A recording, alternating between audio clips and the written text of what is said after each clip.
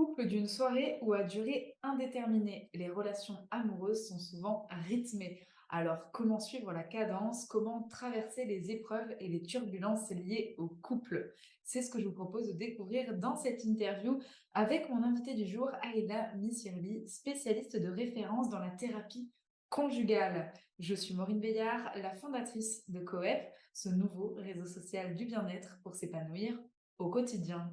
On se retrouve aujourd'hui dans le cadre d'une nouvelle série d'interviews Coep, cette fois-ci à l'occasion de l'ouverture du mouvement Change ta vie, change le monde. Ce mouvement, c'est une communauté d'hommes et de femmes qui ont pris la décision de reprendre leur vie en main et de prendre soin d'eux, mais également de leurs relations, notamment de leurs relations de couple. Car pour changer le monde, ça commence à la maison, dans notre quotidien, en prenant soin de soi et de ceux que l'on aime. Voici la spécialité d'Aïla Missirli, qui fait partie des mentors du mouvement Coep Change ta vie, change le monde. Depuis 2006, Ayla exerce en tant que thérapeute conjugale et sexothérapeute. Elle est également hypnothérapeute, formatrice, auteure et conférencière. Ayla Missirli est la fondatrice de l'école Filigrane Academy où elle enseigne l'hypnothérapie, la sexothérapie et bientôt la thérapie conjugale. Elle est également l'auteure du livre Le jeu de la sexualité est sacré. Bonjour Aïla, merci d'avoir accepté mon invitation aujourd'hui. Bonjour Maureen, merci de m'avoir invitée. Aïla, est-ce que tu peux nous raconter, s'il te plaît, quelle a été ta première expérience en tant qu'utilisatrice dans le secteur du bien-être, du développement personnel et des médecines naturelles? Comment est-ce que tu as découvert ce secteur pour la première fois? C'est durant mes études, en fait, que j'ai utilisé pour la première fois le secteur du bien-être parce qu'on était invité à aller, consulter, tout simplement. Et effectivement, il y avait beaucoup d'échos par rapport à ce que disait la prof, sur tout ce qui était, développement psycho-affectif et j'ai eu envie moi aussi de raconter ma vie et les choses, que j'avais vécues et qui me traversaient le corps et c'est comme ça que que je suis rentrée dans le secteur du bien-être et de la guérison psychique, comme j'aime bien l'appeler. Et avant de faire tes études, donc là, tu parles des études de psycho pour devenir psychologue du travail. Avant de faire ces études, qu'est-ce qui fait que tu t'es dit: «Je vais devenir psychologue»? Qu'est-ce qui fait que tu t'es intéressée, en fait, à ce secteur de la psychologie? Alors, je ne me suis pas directement intéressée à la secteur de la psychologie, on va dire que c'est un peu le destin qui m'a poussée dans le dos, parce qu'au départ, je voulais, travailler dans la chirurgie du cerveau. Je voulais être neurochirurgien parce que, je situe le contexte, on est à un moment où internet, n'est pas dans toutes les maisons, voire dans aucune maison. Je vais avoir 18 ans et il faut que je choisisse, des études supérieures et de toute façon déjà, j'étais intéressée par tout ce qui était médecine parce que j'étais une adolescente qui souffrait dans son corps, des douleurs inexpliquées que les médecins ne savaient pas me dire ce que j'avais, des ressentis, vous savez ces règles qui vous plient en 2, qui vous hospitalisent sans aucune raison médicale à l'époque et plein d'autres sensations dans mon corps et je m'étais dit: «C'est pas possible, c'est dans la tête». Ça, on commençait à découvrir que les choses se passaient dans la tête et j'avais envie d'en savoir plus et de guérir puisque personne ne pouvait me guérir de mes sensations et je voulais devenir médecin, plus spécifiquement neurochirurgien pour aller trifouiller ce qui se passe dans la tête et pour un peu, espérer découvrir ce qui se passait dans la mienne et donc j'ai commencé plutôt des études de médecine. J'étais pas du tout, au fait, ni intéressée, ni, au courant de tout ce qui pourrait être psychologie et encore moins psychologie du travail. Premières études que j'ai faites. Donc j'ai commencé par la médecine. OK, et ensuite psycho, du coup, tu as découvert ce monde de la psychologie avec cette ouverture finalement à pour comprendre ce qui se passe dans le cerveau et trifouiller les neurones. C'est plus pratique de passer C'est par la ça. psycho que de passer avec le bistouri et le tu commences les études en psycho donc et en fait, tu as commencé à travailler sur toi à ce moment-là en psycho. Alors qu'est-ce qui s'est passé pour que de psychologue du travail, tu deviennes psychologue spécialisée dans, l'accompagnement des couples, thérapeute de couple. Eh bien, je suis engagée, dans le service social, où j'étais moi-même bénéficiaire et je dois m'occuper des 18-25 ans, dans la réinsertion socio-professionnelle. Et le premier patient que je reçois me met une baffe, littéralement. Moi qui voulais éviter la gestion des traumatismes, des émotions, tout ce qui est de l'ordre de la psychologie comme on le comprend. Mon tout premier patient, un jeune de 18 ans, arrive avec son gros dossier. Qu'est-ce qui t'amène? On fait connaissance en fait pour commencer. Du moins j'essaie, c'est mon premier patient, mon tout premier patient. Et là, je lui demande un peu son histoire, de me raconter son histoire, et il m'explique que son papa est en prison. J'étais OK, qu'est-ce qu'il a fait? Pourquoi il est en prison? Parce qu'il a abusé un enfant. D'accord. Et tu le connais? Oui. C'est qui? Ben, c'est moi. Et là, je me suis retrouvée face à un gros dossier. Et encore, c'était pas encore le gros du dossier. Parce que le gros du dossier, c'est que lui, la raison pour laquelle il se considérait comme un monstre, c'est pas parce que son père a abusé de lui, c'est parce qu'il aime son père qui a abusé de lui et qu'on lui a fait comprendre que c'est pas bien d'aimer son père. Parce que c'était pas un père violent, il était abuseur, dans tous les sens du terme, mais il a toujours été enjôleur et séduisant. Pour un petit garçon de 5 ans, parce que c'est à l'âge où ça lui est arrivé, il ne peut pas évidemment juger que c'est pas bien si personne ne lui dit. Donc voilà le tout gros dossier qui m'a un peu déjà fait basculer. Et ensuite, beh, pendant des mois et des mois où je suivais ces visites de 25 ans, il s'est avéré dans les dossiers et les rapports que je devais faire que c'était toujours une question de famille. Et leur motivation était toujours de faire un couple et de créer leur propre famille. C'est comme ça que je me suis spécialisée en sciences de la famille et de la sexualité. D'accord, donc à partir de ces premières expériences qui te ramenaient systématiquement à la notion de famille, à la notion de couple, tu t'es spécialisée, donc tu as repris des formations, repris des études. J'ai fait une maîtrise à l'université, à la faculté de psychologie, pour être thérapeute conjugale, thérapeute familiale, sexothérapeute. Ce titre donne accès à tout, enfin, cette spécialisation donne accès à ces titres, en fait. Et alors, qu'est-ce qui te plaît dans cette spécialité? Qu'est-ce qui te passionne à l'intérieur de cette spécialité? Ah, eh bien, je ne sais plus exactement quand dans ma vie, j'ai vraiment été marquée par une citation de Mère Teresa qui dit que si vous voulez faire quelque chose pour apporter la paix dans le monde, rentrez chez vous et aimez votre famille. Il faut savoir que je n'avais pas d'une famille très facile du tout. Donc ça faisait vraiment écho chez moi parce que mes parents sont je suis le fruit d'un mariage arrangé, c'est-à-dire, pour le dire très brutalement, d'un viol organisé collectivement. Et les dégâts sont énormes en fait, aussi bien pour, l'homme que la femme. Aucun des 2 n'a demandé, à se marier, c'était une obligation culturelle et ça fait énormément de dégâts chez les enfants.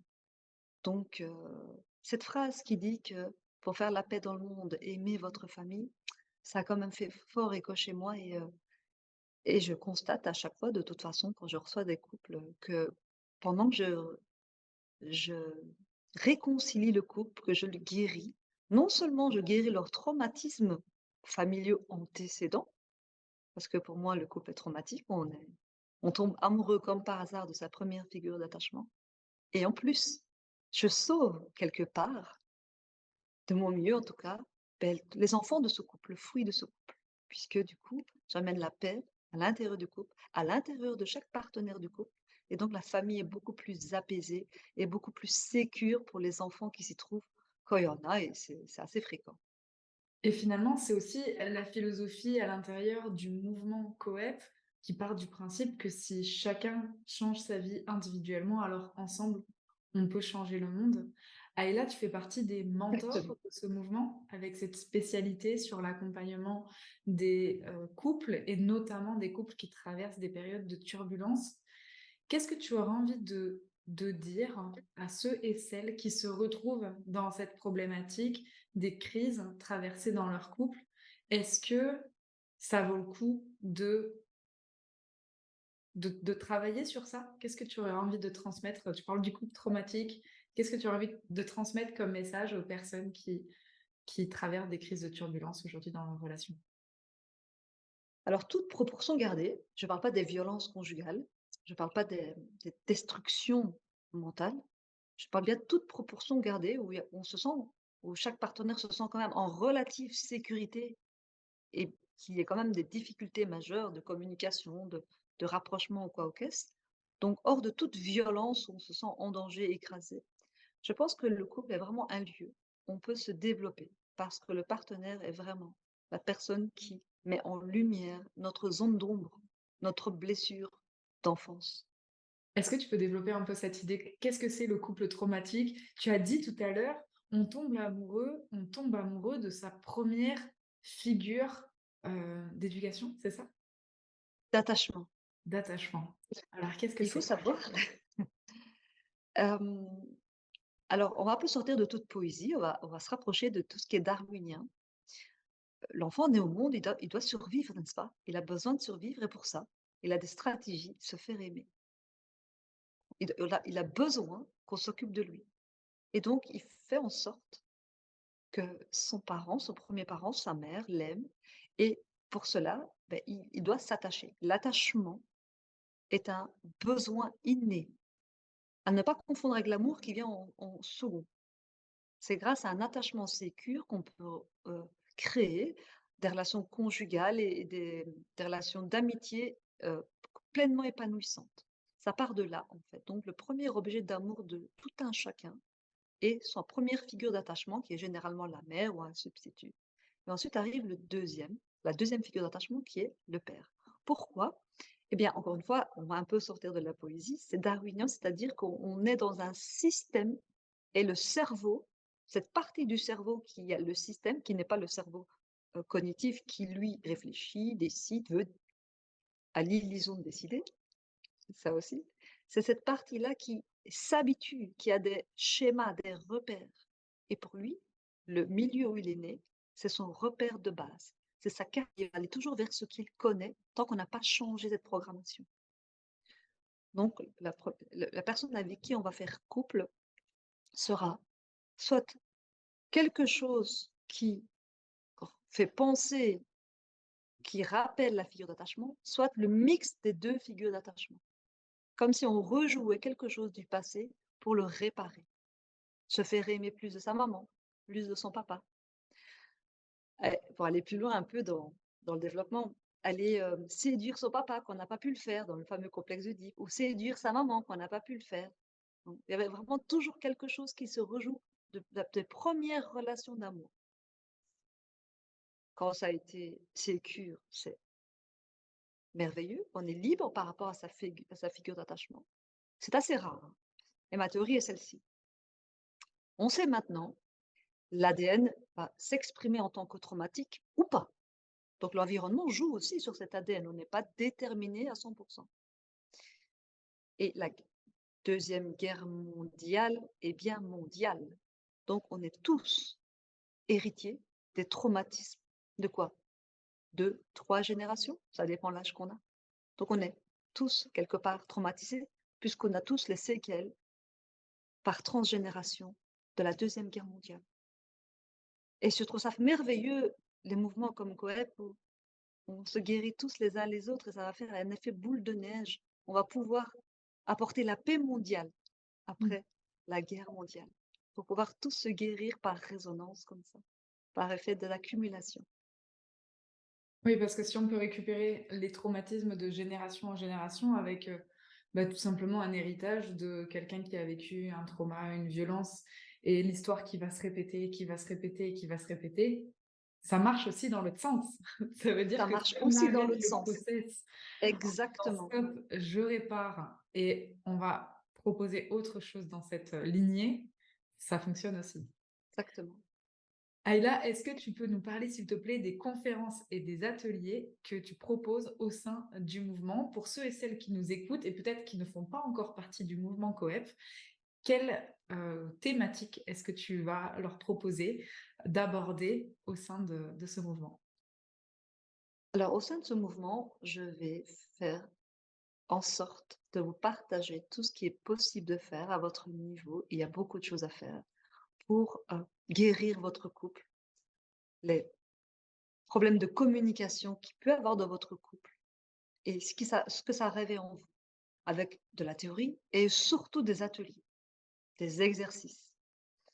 de l'auto-hypnose de groupe et toutes des choses à mettre en place pour que vous puissiez non seulement vous épanouir dans votre couple, mais aussi épanouir votre couple. Vraiment faire en sorte que ce soit quelque chose de très plaisant et de passer de ces moments où on a l'impression que le partenaire est un ennemi, à passer vraiment que où votre couple est votre abri contre tout ce qui pourrait arriver dans votre journée, dans votre quotidien, tous les petits soucis de la vie qui peuvent être transmutés au sein de votre couple. Et pour ça, il faut que votre couple, il s'agit de faire en sorte que j'arrive à vous transmettre de comment guérir et entretenir ce couple qui est alors un abri, vraiment un soutien, un support, l'endroit où vous êtes vraiment le mieux, comme on est chez soi dans son couple.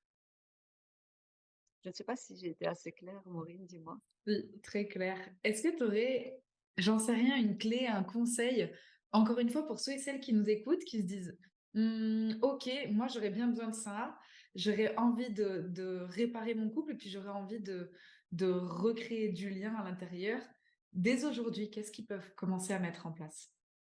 Eh bien, se souvenir que le partenaire choisit, toujours encore une fois dans le cadre du choix, pas des couples imposés, pas là où on est emprisonné, je parle vraiment d'un couple où on est libre de choisir, se rappeler régulièrement que c'est un choix et que l'autre n'est pas un ennemi, mais quelqu'un à rencontrer. C'est vraiment de se dire, d'accord, j'attends quelque chose dans mon couple, mais qu'est-ce que je peux apporter à mon couple? Magnifique. Est-ce qu'on peut développer un sujet supplémentaire en lien avec le conflit? Est-ce qu'on peut développer cette notion de conflit dans le couple? Et en quoi est-ce que finalement ça peut être un cadeau aussi de rencontrer ces turbulences? Eh bien, c'est clair que quand on vit seul, chacun chez soi, c'est très facile d'éviter ses propres problèmes, ses propres douleurs, sa propre souffrance. Tandis que quand on vit en intimité avec un autre, qui va venir appuyer là où ça fait mal, là où ça peut exploser, là où ça peut s'effondrer, ça, c'est la chance. C'est vraiment le partenaire qui est là pour pouvoir appuyer là où ça fait mal. Alors évidemment, ça se passe à deux. C'est bien aussi quand le partenaire est suffisamment diplomate et aussi informé pour se dire, tiens, j'appuie quelque part, peut-être que je peux communiquer ce que je vois, ce que je ressens. Et j'adore avoir des couples où il y a une personne qui dit son ressenti par rapport à la douleur qu'elle vit dans la relation, et l'autre qui dit, ok, mais moi je le vois comme ça. Elle est comme ça à un moment donné, elle est comme ça. Il y a quelque chose qui change. On a vraiment deux éclairages sur la même blessure. Et ça, c'est juste cadeau pour moi en tant que thérapeute. Et ça peut être, et c'est un cadeau pour les personnes aussi, puisque comme elles arrivent chez moi à pouvoir communiquer, elles découvrent qu'elles peuvent le faire en fait. Elles s'en étaient pas rendues compte, puisque pendant tout un temps, je suis le tampon de cette communication. Et puis, ils reprennent cette faculté, ils la ramènent chez eux. Et là, se met en place un nouveau cercle vertueux. On sort du conflit, on rentre dans la communication qui guérit. Et c'est ça que j'ai l'intention de transmettre dans ce mouvement correct. Magnifique. Et donc, pour ceux et celles qui, au-delà du mouvement coep, au-delà des conférences où on va être tous ensemble, au-delà des ateliers qu'ils vont pouvoir pratiquer à deux ou à plusieurs, à la maison en tout cas, comment est-ce que ça se passe quand on choisit de franchir le pas, d'aller faire une thérapie de couple? Comment est-ce que ça fonctionne? Eh bien, d'abord, j'entends les deux partenaires. Ils m'expliquent généralement toute une suite de choses qui ne sont pas très importantes et ils le savent très bien, mais à travers ce qui m'est dit, je vais diagnostiquer un peu la situation, entendre les blessures de chacun. Et je vais leur dire à chacun, voilà, dites-moi ce que vous en pensez, on fait connaissance, mais j'entends ça chez vous, j'entends ça chez vous, j'entends que le problème est là. Oui, non, précision ou pas. Et là, je dis, OK, il s'agira pour vous, madame ou monsieur, de résoudre ça qui vient pas du couple, mais que le couple a réveillé. Il s'agira chez vous, madame ou monsieur, d'aller résoudre ceci qui était déjà là et que le couple a réveillé. Et ensuite, je travaille sur chacun des partenaires pour guérir qui est venu ce qui a été réveillé et ouvert dans ce couple, comme j'expliquais, où on se marche l'un sur l'autre un peu, on va dire. Et après, quand c'est résolu, les problèmes d'enfance, on va dire, sont résolus, On se revoit pour que chacun me fasse une sorte de feedback, d'état des lieux, de dire: ça a changé, ça a changé, ça a changé, c'est juste top». Ou de dire: ça a changé, du coup, il se passe ça». Parce que parfois, il peut y avoir une autre résonance. C'est beaucoup moins fréquent. Il arrive évidemment que je reçois des couples parce que, il y a eu, une tromperie ou quelque chose qui a greffé le contrat explicite. Il s'agira aussi, par exemple avec des outils comme l'hypnose, hein, de retirer un peu cette rancœur, de pardonner, parce que souvent le partenaire qui accepte de venir en consultation parce qu'il y a eu tromperie veut pardonner et sait déjà pourquoi ça s'est passé. Donc on guérit aussi ça pour permettre un rapprochement sain, pour pas que ça devienne une suite de reproches pendant tout le reste de la vie en fait, avec un dossier qui n'est pas fermé. Donc si je devais faire une métaphore, on prend le grand livre des comptes, j'analyse les comptes et je dis: «OK, on va régler votre dette, on va régler votre dette». On arrive à zéro. Il se peut en plus, thésauriser du positif, c'est magnifique. Magnifique. Et donc effectivement, tu as aussi l'outil de l'hypnose que tu utilises, de temps en temps quand nécessaire, en individuel ou en groupe pour, pouvoir accompagner sur, des besoins, précis spécifiques. Tout à fait. Pour pouvoir accélérer le processus de guérison, de cicatrisation psychique, je vais dire. Parce que si maintenant je ne suis pas neurochirurgien, j'arrive grâce à des outils comme l'hypnose et autres à aller vraiment au nœud du traumatisme qui est resté coincé dans le cerveau. J'ouvre ça, je répare, je guéris, je mets un pansement et j'accélère la cicatrisation. Je recable là où les câblages étaient défaits, mal faits ou douloureux. Donc, Mmh. je suis, on va dire, encore en train de trifouiller le cerveau pour un mieux, pour que les gens se sentent mieux et que le passé reste dans le passé et que maintenant la relation est réellement présente et que les partenaires ne vivent plus comme dans le présent, mais avec une relation passée en fait qui se rejoue tout le temps. Je casse le schéma et je permets de vivre au présent pleinement et de d'avoir le choix et le pouvoir sur leur futur. Parce que quand on ne casse pas le schéma de répétition, quelque part, on n'a aucun choix sur son futur, on n'a aucun pouvoir dessus. Et là, j'aime bien de rendre la puissance du choix à chacun des partenaires. Combien de temps ça prend? Alors, je suis dans la thérapie brève, d'autant plus que dans les neurosciences actuelles, on sait très bien que lors de certains traumas plus lourds, la thérapie par le langage ne fonctionne pas dans un premier temps. Au contraire, mais bon, là, on va rentrer dans la technique, alors je vais juste fermer ça là. Et je fais de la thérapie brève et l'hypnose permet vraiment quelque chose de très rapide. Donc, il y a au moins 4 rendez-vous pour le premier rendez-vous à 2, au moins un rendez-vous individuel de chaque côté et un dernier rendez-vous à 2 pour faire le point. Et ça, c'est Minimum. minimum 4, on va dire. Oui. Et puis, je pense que je n'ai jamais dépassé 40 rendez-vous. Waouh. Mais bon, Waouh, comme donc ça. on est très loin de la psychanalyse qui dure 10 ans, On quoi. est très loin de la psychanalyse. Alors oui, j'ai des personnes qui ont beaucoup de responsabilités, qui aiment bien venir régulièrement, mais on n'est plus dans la thérapie de couple alors. On est vraiment dans une sorte de coaching, de soutien, de beaucoup de pression à gérer pour éviter justement de la ramener dans son couple. On Mmh. n'est plus dans la thérapie de couple proprement dite, mais alors on est dans la prévention conjugale. Quand on a énormément de responsabilités professionnelles, par exemple, qu'il y a beaucoup de pression aussi bien chez les femmes cadres et directrices que j'ai ou les hommes, et qui veulent éviter de mélanger les problèmes du boulot, de la famille, du couple. Alors à ce moment-là, on va dire ils ont une sorte d'abonnement mensuel. Et ils sont très contents de venir régulièrement déposer tout ce qu'il y a à déposer, ce qui permet de prévenir au lieu de guérir. Mais évidemment, souvent, ces personnes-là, je les ai rencontrées dans la réparation à la base. Le couple va bien, alors elles ont compris que pas amener les problèmes du travail à la maison. Oui, le couple est un soutien. On lui raconte des problèmes, mais le partenaire n'est pas une poubelle. Il y a des psys pour ça, on va dire. Je suis une poubelle. Enfin moi Non, non, par mais contre, je toi oui. trie, je recycle ce qu'il y a à recycler. Je dis toujours, hein, vous pouvez mettre tout ça là, il passe le jeudi chez moi. Super. Donc, on amène tout ce qui est pesant dont on ne veut pas polluer le partenaire chez moi. Après, une fois que c'est travaillé chez moi, on peut vraiment de manière beaucoup plus sereine en parler, partager si besoin en est, sans Mmh. déranger la famille et le couple. Magnifique. Et ça fonctionne très, très bien. Où est-ce qu'on peut te consulter en présentiel et est-ce que tout ça, ça marche à distance, Aïla? Oui, bien sûr, ça marche à distance. Je travaille beaucoup en visio. D'ailleurs, j'ai passé la moitié de ma journée en visio, là, avec des Français. Je suis en Belgique. Il y en a qui se déplacent quand même, en venant de très loin.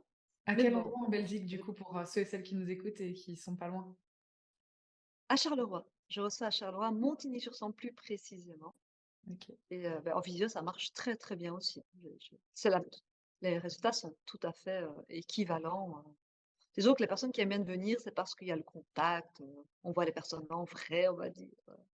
Ça donne, un autre aspect, mais pas du tout à la thérapie, mais plutôt, à la rencontre, humaine proprement dite. Tu proposes également de la formation, il me semble. Est-ce que tu peux nous parler de cette partie plus école et formation que tu crées? Alors oui, depuis 2 ans, je transmets mon savoir-faire. Je forme des thérapeutes, des hypnothérapeutes plus précisément, à être beaucoup plus efficaces et à sortir un peu de ce qui est facile et travailler avec les troubles de la personnalité.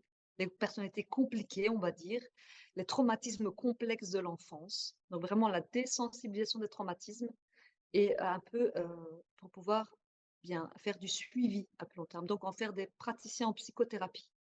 Donc je forme des hypnothérapeutes à devenir des praticiens en psychothérapie. Il arrive que je fasse, par exemple, au mois de fin juillet, mon dernier week-end de juillet, je fais une initiation à l'hypnose parce que j'ai des collègues, psy qui m'ont demandé d'apprendre l'hypnose et j'ai mis ça en place. Pour 2024, il y aura la formation complète d'hypnose ericksonienne et de thérapeute conjugale. C'est bientôt, en ligne. Donc et la sexothérapie est déjà en ligne aussi. Et ça, c'est réservé aussi exclusivement aux hypnothérapeutes. D'accord, Voilà, donc c'est pour les personnes qui veulent se former, qui veulent acquérir des compétences supplémentaires et se spécialiser finalement, et notamment dans tout ce qui est relations conjugales et les gros tout à traumas. fait. On ne peut pas s'improviser sexothérapeute, contrairement à ce qu'on peut penser parce que ce n'est pas légalement protégé, parce que les problèmes sexuels, dans la majorité des cas, il y a un gros dossier derrière. Qu'est-ce que tu conseillerais, Aïla, aux personnes qui écoutent cette interview aujourd'hui et qui ne font pas encore partie du mouvement Coep? Qu'est-ce que tu aurais envie de leur dire pour leur faire découvrir ce mouvement et leur donner envie de franchir ce pas? Eh bien, pour toutes les personnes qui veulent se développer, aller mieux, guérir, c'est vraiment l'endroit où tous les outils, toutes les personnes, toutes les méthodes et tous les moyens sont présents et réunis en un seul endroit pour pouvoir vraiment s'offrir ce luxe d'aller mieux, d'aller bien et pour propager cette paix intérieure vers l'extérieur. Merci Aïla, merci à ceux et celles qui ont écouté cette interview jusqu'à la fin. Si vous avez aimé cette interview, n'hésitez pas à la liker simplement pour nous soutenir. Vous pouvez également nous laisser vos commentaires, on se fera un plaisir d'y répondre. Abonnez-vous à cette chaîne et si ce n'est pas encore fait, eh bien rejoignez-nous au sein du mouvement Change ta vie, change le monde pour disposer des différents conseils et de l'accompagnement d'Aïla, notamment à travers les conférences et ateliers qu'elle organise au sein du mouvement. Je vous dis à très bientôt et en attendant, prenez soin de vous. C'était Maureen Bayard. Coep, le réseau du bien-être pour s'épanouir au quotidien.